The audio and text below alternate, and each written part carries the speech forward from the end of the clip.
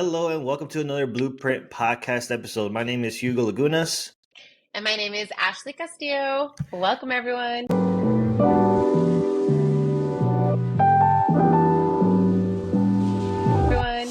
And today we are here to bring you some added value when it comes to first-time home sellers here in the San Antonio market, really in the whole United States.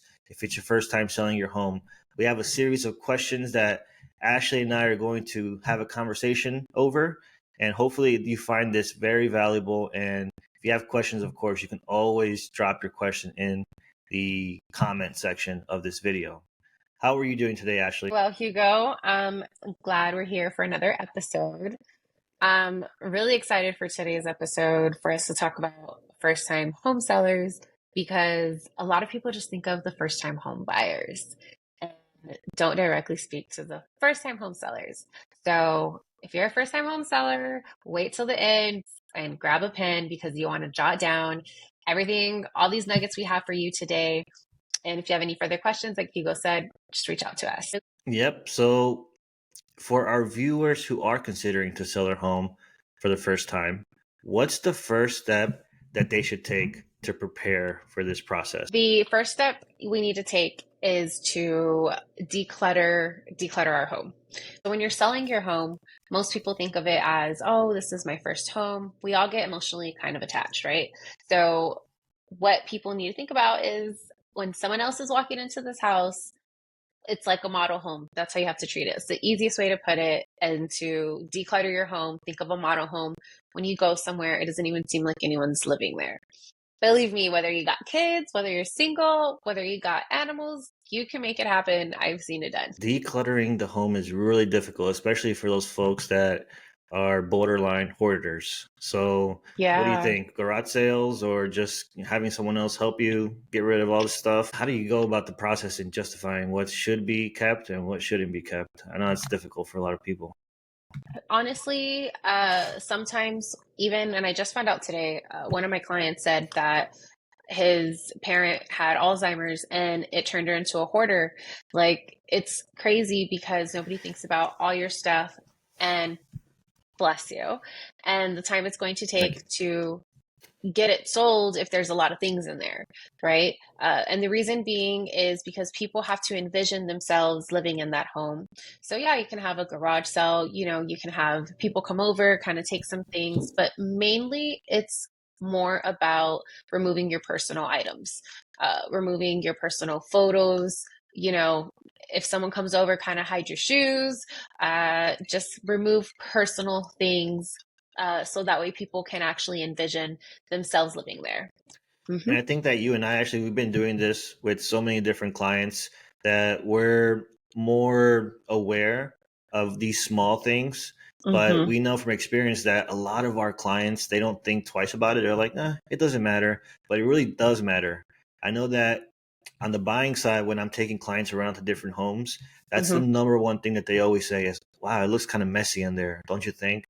We have how the other person lives. There's a property, and of course, we never meet the actual seller in person, so we don't know what kind of lifestyle they live. But that's really telling when they have shoes everywhere, and the kids' toys are not picked up, and it just seems like they don't care about the showing itself. Yeah, you're right. And that's where it needs to be from the seller's point. They need to actually want to sell it, not just like, whatever, if it sells, it sells. You're absolutely right. It's an emotional feeling the sellers have to have and appreciation for the buyers who's coming to take a look. And think of it, it's like if you have kids and let's say someone who doesn't have kids is shopping the house, they walk in, they're like, oh, hold up, I don't have kids. So they cannot envision themselves living there possibly, or vice versa, the other way around, So it's really just a marketing tactic too. What's your personal opinion on people leaving their family photos or anything that has their face on the walls or somewhere where someone that's viewing the property can see? That's the main thing to go. Depersonalize it. Or if you need to turn that picture around and use the fake family photos or something. But that's how you make it less personal to you and more about the person who's coming to actually look at the home. All right. When it comes to setting the right price for the property that they're selling for the first time, what factors should first time sellers consider? And how can they ensure they're pricing their home competitively? What you would need to consider is the condition of your home. The condition of your home, the homes surrounding you, how much they're selling for, and in what condition are they. Like I was looking at a home yesterday for a possible listing coming up, and yes, this home is has the space and it's great, but they're expecting to sell what the current market is when it's all fixed up and looks good, ready to move into. So they're not taking into consideration actually one, how it's going to show, and two, how the price is going to be affected because you need to compare what's actually sold on the market that looks the same. So if it's outdated, you need to look at outdated houses. And it also depends on the sense of urgency that someone has. If you really need to get out of that house, maybe you're relocating for work and time is of the essence. Well, of course, the lower the price is based on comparables, based on a fair market value, the closer you can get to that price or even a little bit lower, it's going to make your days on market shorter than someone that's priced a little bit higher than the average fair sale or fair valued home in the neighborhood.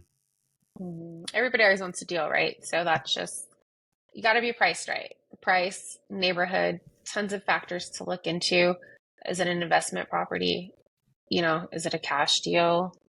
How much closing cost is going to be had? So, Just what would you different say to things. someone who says, okay, well, I don't have a real estate agent yet, but I want to get an idea of what my home could sell for? What are your recommendations?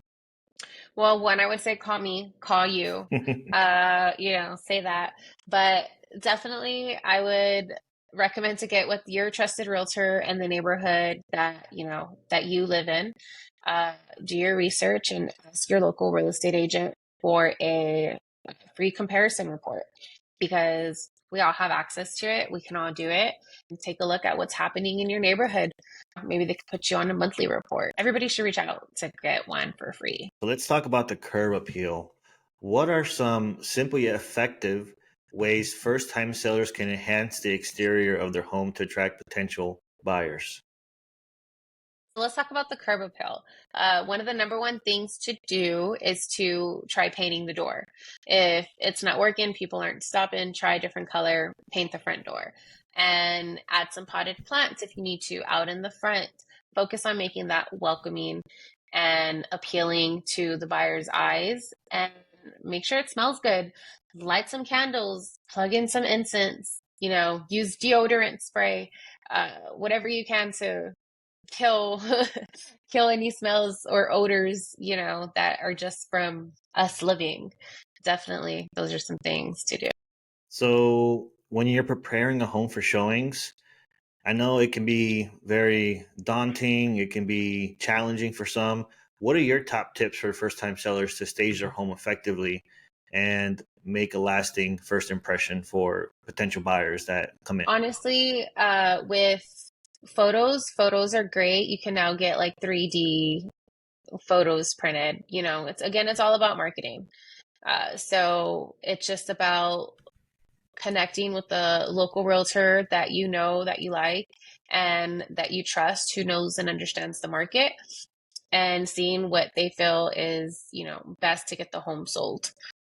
If you feel like you have such a large space, and when you walk into a house that it's so big, people don't even know what to do with it, that might be a good scenario where you want to put some furniture in there so that way people can have an idea of what you would do with that space, and vice versa. Maybe it's such a tiny space and it looks like wasted space in the house, but guess what? If you put a cute table there and a mirror, or you put something up there, a plant up there, it can make the world of difference. And again, it leaves space for imagination for the buyers who are coming. Yeah, it's one of the questions, on the buying side that I usually ask them is, do you see your furniture fitting in here? And sometimes it just helps to see, a bed and a dresser already so they can envision, oh yeah, my bed will go here. Things like that. It's definitely great to stage if you can. So let's talk a little bit about the closing process because if you've purchased a home and you're thinking about selling, then you've already gone through the whole closing process on the other side of the table as a buyer. But of course, it's different, completely different if you're on the other side and you're actually the seller. So it can be really intimidating if you don't know the process. But of course, there's always pitfalls to avoid. Actually, what do you recommend us, the viewers, to consider when it comes to just having a smooth overall process in selling your home? Definitely, I would say that you need to have your numbers in hand because most reasons why people will get upset is because they get less than they were expecting, or they're told, a false number of what they would receive back when selling their home. So on the selling side, it's just to look out for there's a spreadsheet that your agent can put together and put some calculations together and give you a seller's closing cost sheet. So on that closing cost sheet, your agent's going to ask you, how much do you owe on the home? Are there any loans or liens on the property? Things like that. Once your agent has all that information, they will then create a buyer scenario. So depending on how the market is, like right now we're in a buyer's market. And in the buyer's market, what that means is the buyers are pretty much getting their way, right? So the buyers are asking for closing costs, buyers are asking for a title policy, surveys, money off the price, even depending how long the home has been there. And all of those things are important as a seller to understand. So that way you can expect for the worst. But if you get more, then great. You're happy. Everyone's happy. As far as the actual closing documents, it's pretty much on the buyer's end that they have to do a lot of the financing work. You just need to make sure all your creditors, whoever you have the loans with or whoever you have the liens with, you just have to make sure that they're in contact with your title company and with your agent. So that way your loans get paid off, you get your money, easy peasy, nice and easy. So hopefully you're working with an agent as awesome as Ashley and I, where we are proactive in communicating all that. But there are some situations where some people are out there, they have someone that's not really too thoughtful. What sellers need to look out when closing on their home, it's is different than buying a home because when you're buying the house, you need to go through financing, you need to get documents, you need to do a lot of things. As a seller, you just need to make sure that you have all your liens, loans, if you want to pay off any debts, you want to have all your debts, your notes that, your payoff letters sent to the title company. So that way the title company can distribute funds evenly. One thing to look at with your realtor is to look at a seller's net sheet. Understand with all the debts and liens and everything that you have, understand how much money you'll be getting back, after closing costs. And they need to plan for that worst case scenario with their realtor, which I'm sure their realtor will do, give them a seller net sheet. That way they understand their bottom line. Like, hey, we can't sell for less than this. So let's talk about disclosures, because we know that when you're selling a property or your home, you want to make sure you disclose certain things to potential buyers. So Ashley, what are first-time sellers legally obligated to disclose for potential buyers, and how do they do this? Every seller needs to have, and their realtor will give them when signing the listing documentation, is the seller's disclosure. The seller's disclosure needs to have absolutely everything that the seller knows on that sheet of paper, because that packet right there can actually hold some weight. And if the buyer finds something out that you were lying about on that document, they can come back and sue you for that legal binding document. So definitely, even if you're unsure of something, put it on there specifically what you're unsure of. Remember, you're not a inspector as well, though. So only put on there what you know to be true and anything that the buyer should look out for. Maybe it's a door. Hey, you got to close this door one type of way, lift it up. It's coming off the hinges. Whatever it is to be truthful, yes, the buyer is going to get a home inspection done. But if they do find out that you're lying about certain things, like maybe, the roof, or if you don't know the specific age, put in there the range or put in there about. Don't put details without knowing the facts. Just look out for that because that's the main disclosure, sellers need to really pay attention to. So just be honest, because you don't want anyone to take your word for something and it's not true. And then what happens is you just waste their time, you waste your own time, and they are able to back out and not move forward with this transaction. So Or sue you. That's more time and money, right? or sue you, yes. So there's definitely no exceptions to not disclosing anything. Now, when it comes to marketing, we know that marketing is so important when buying a property, selling a property, real estate in itself. It's a marketing fueling system. What strategies do you recommend actually for first time sellers to effectively market their property? The main thing I would say is really pay attention. How we spoke a little about earlier is pay attention to that curb appeal. Pay attention to decluttering the home, making sure it smells good, making sure you're competitive with your local market area, seeing what's sold. And you can also see on other offers if any concessions were given. Make sure to prepare, worst case, best case scenario, and understand your bottom line. What about if someone's like, well, I like marketing on social media and I want my house to be sent out to certain areas? What are your thoughts on that?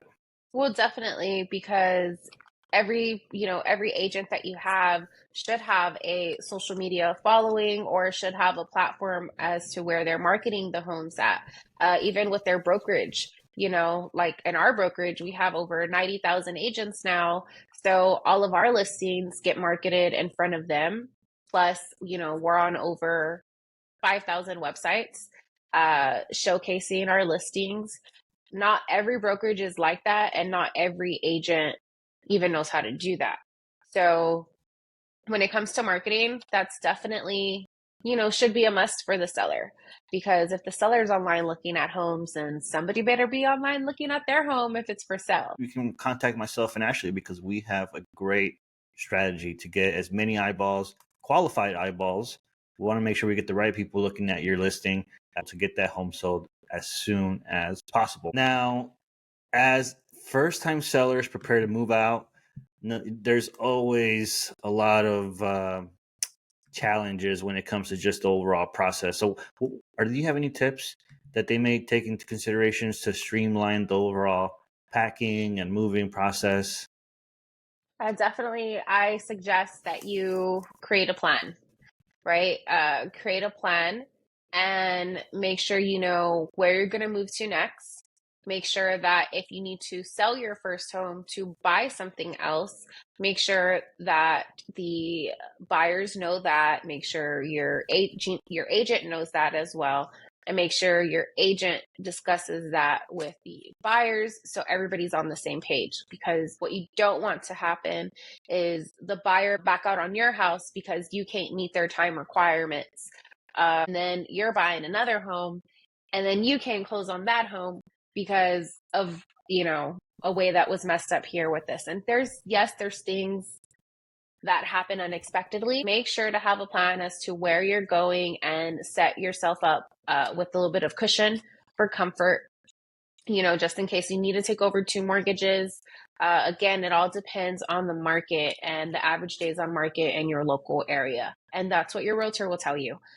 So that way you know how to adjust. And also, if you're priced very aggressively compared to other homes, understand, it's going to take a bit longer to sell if they can get something cheaper next door to you.